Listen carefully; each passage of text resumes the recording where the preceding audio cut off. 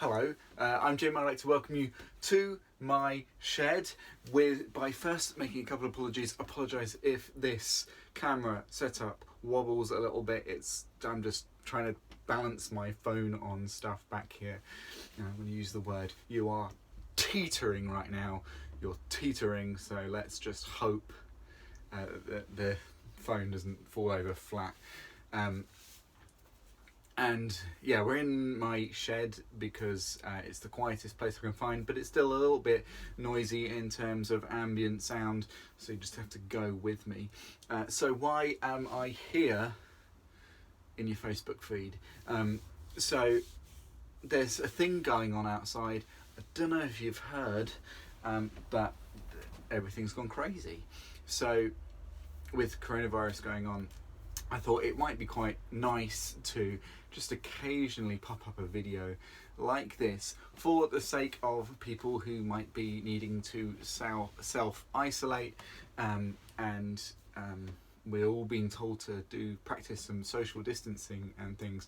And one of the things that I think might be quite difficult about that, which it might be a little bit unseen, is all those little micro interactions you have with people. You know, like when I'm walking down the street and I see someone I know and we have a little stop and chat.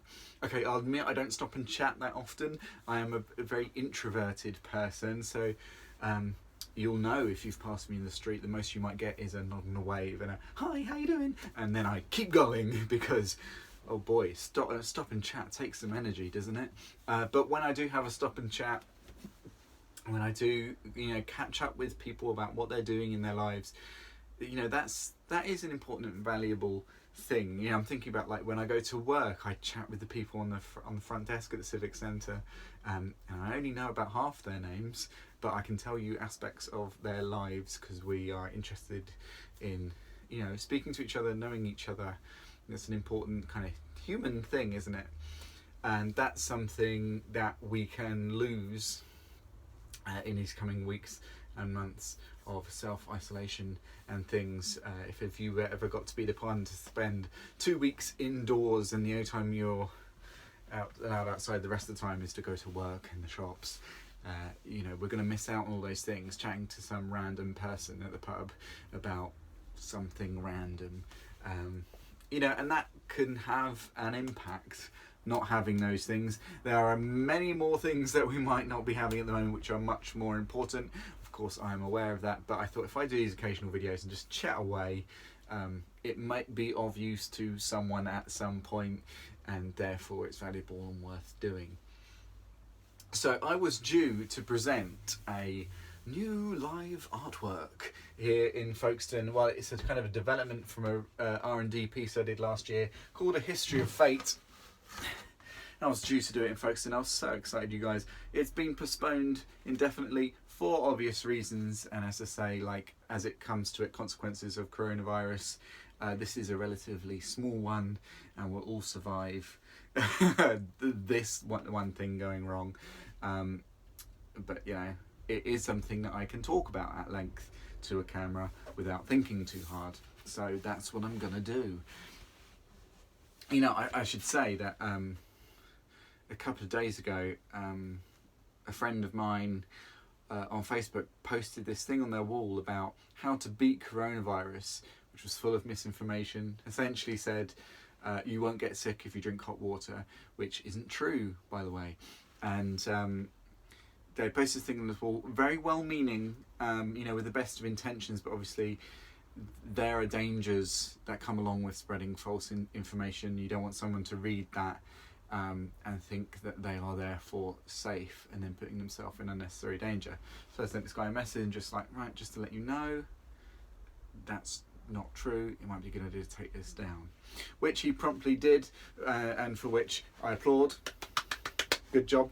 But took it down, not without some moaning and interesting ad hominem jibe of denigrating my career choices and telling me how pointless artwork was and how it's no use to anyone, which I completely agree. Art is completely, has no function as a pure utility, but I think we'll find with social and cultural spaces being closed and postponed, actually, you know, there is something important in the arts and in cultural spaces. It allows us to talk to each other. It allows us to think about ourselves and deconstruct stuff. That's good for your mental health, right? So why not talk about this live art piece that will happen in Folkestone eventually? That's a solid gold promise. A history of fate. So it's based on an ancient board game from Mesopotamia, what is essentially now modern day Iraq. So the game first appeared kind of about 5,000 years ago, spread all over the known world at that point. Everyone was like, this game is great, it's the best thing ever. It was the Fortnite of its time. Fortnite. And it was super popular. Eventually evolved into backgammon, and the rules for this game, how to play it, were kind of completely lost. However, at the time everyone loved it, as I say, for centuries. It began as a street game. People played it to pass the time at all levels of society.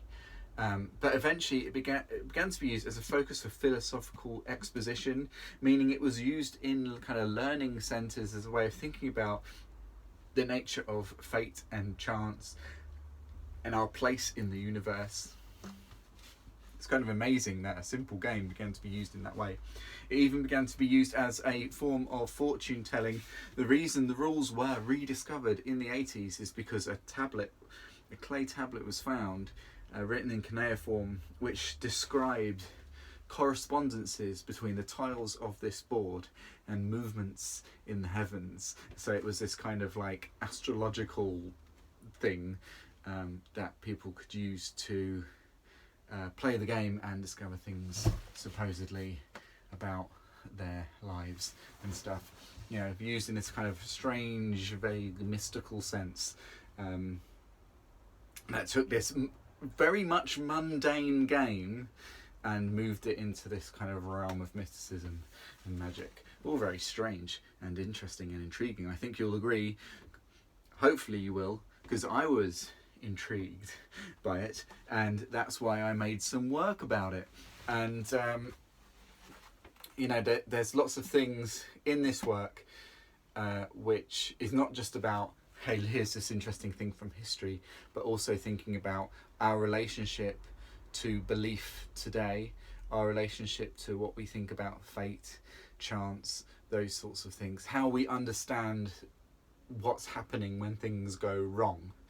And the stories that we tell ourselves, because we do still tell ourselves stories. We do still have superstitions. We do still have our unseen biases, no matter how enlightened we think we've gotten. Anyhow, this game, oh boy, it's good.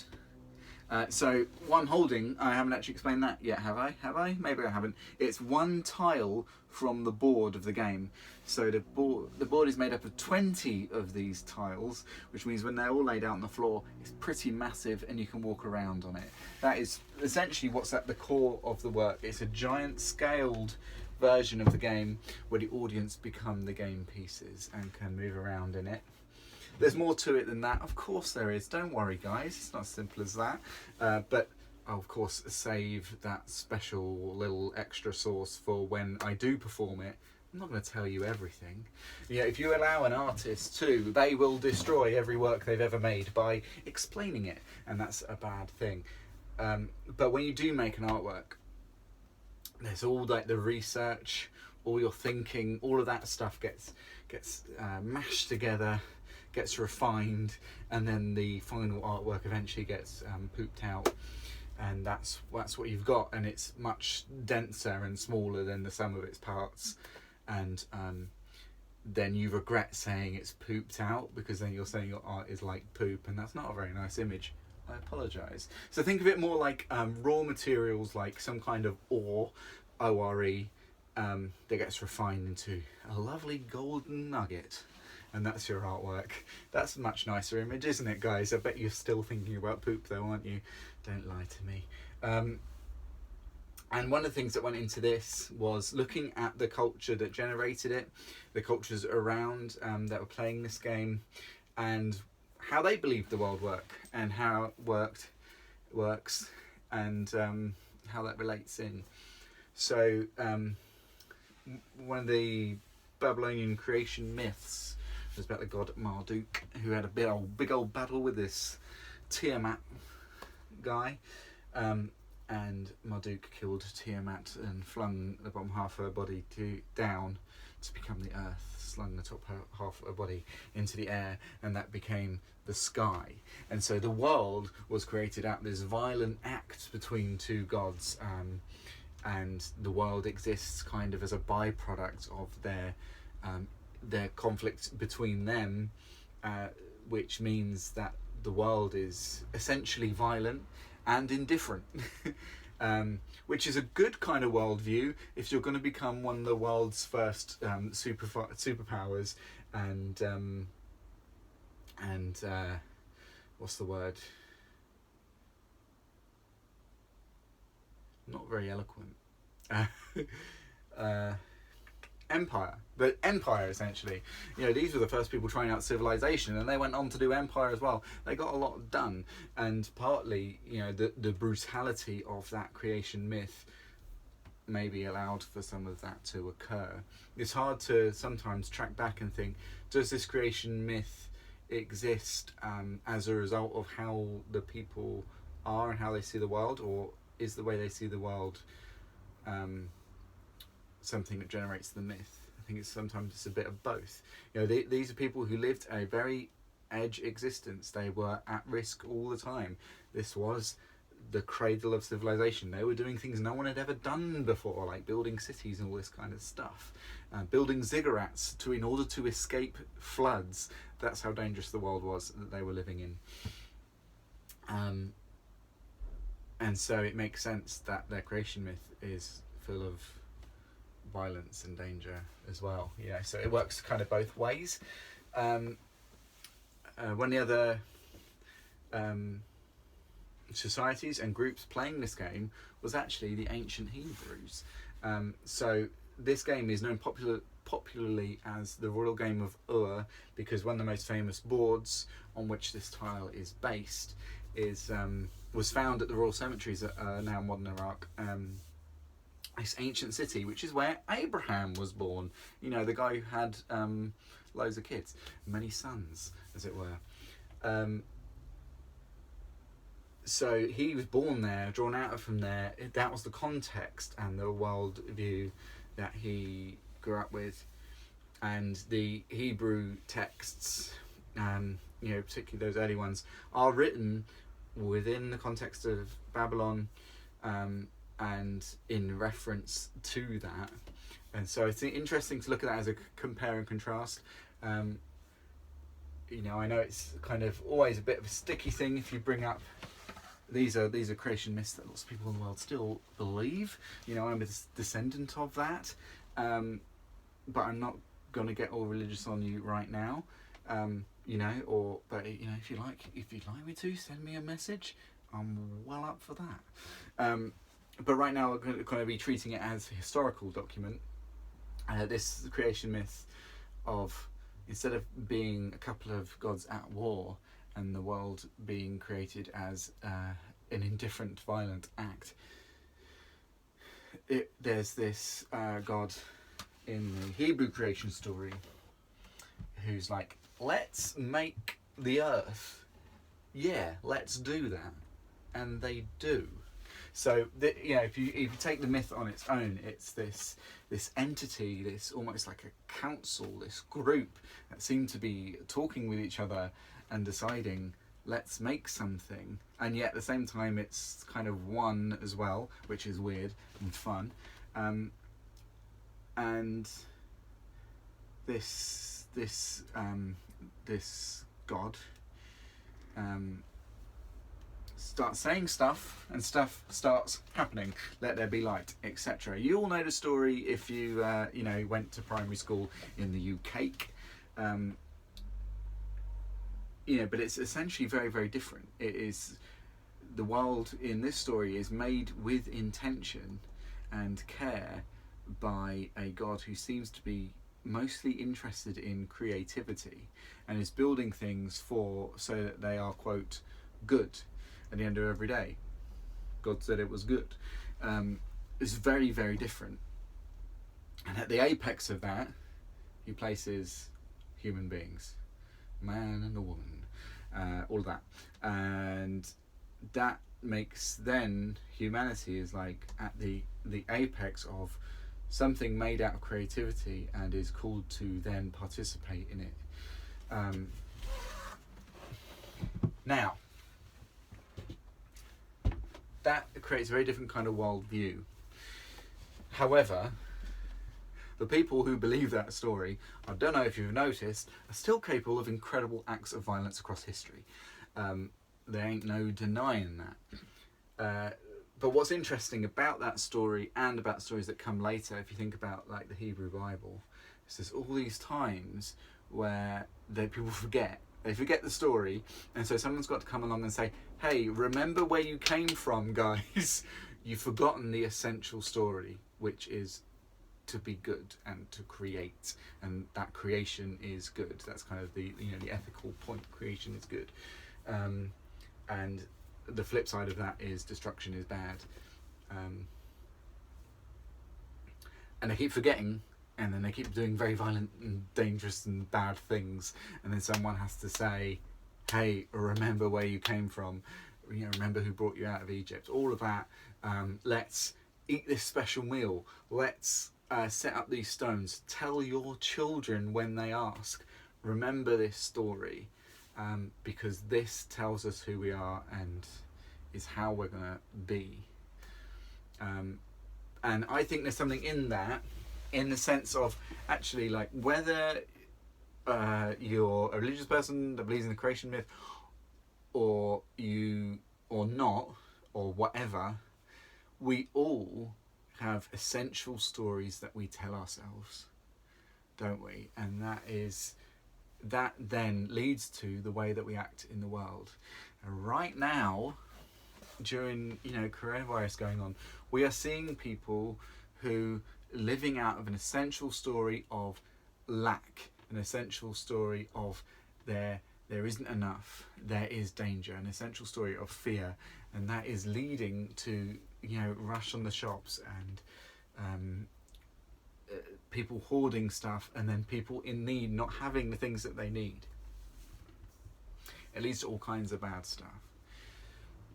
And then there's an essential story of human goodness, an essential story of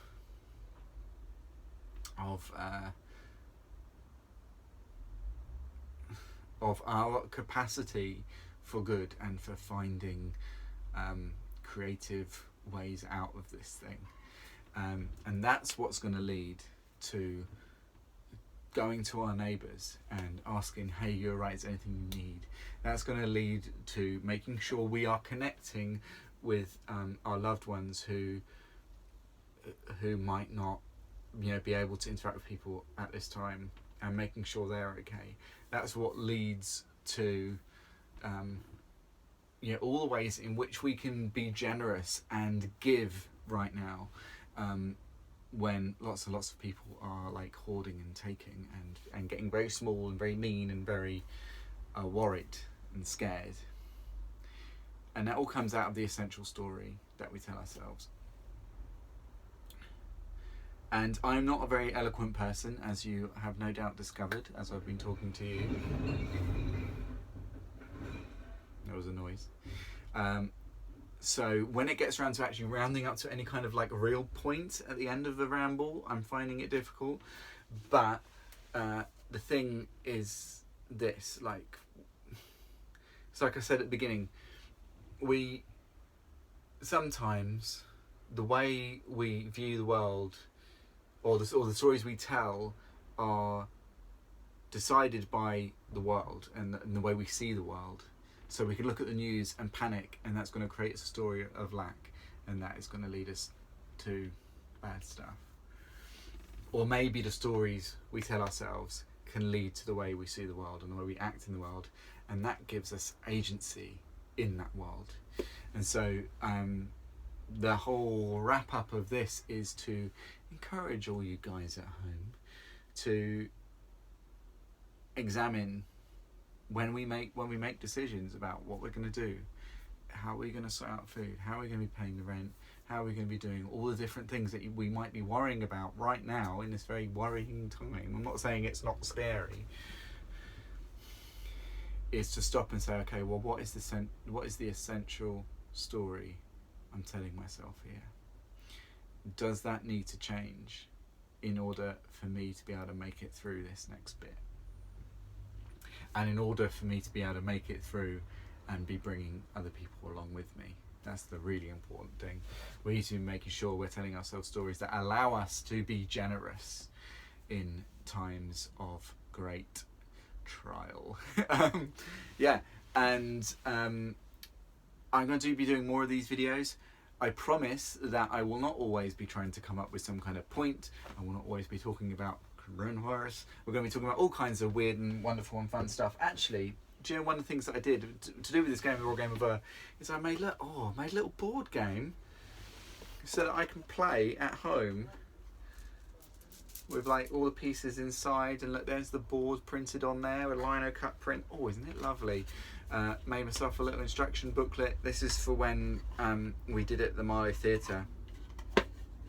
And I thought it might be quite fun in a future video for me to show you how you can easily DIY yourself a copy of the Royal Game of Ur, because hey, some of us folks are going to have to learn what... I told you it was noisy out here.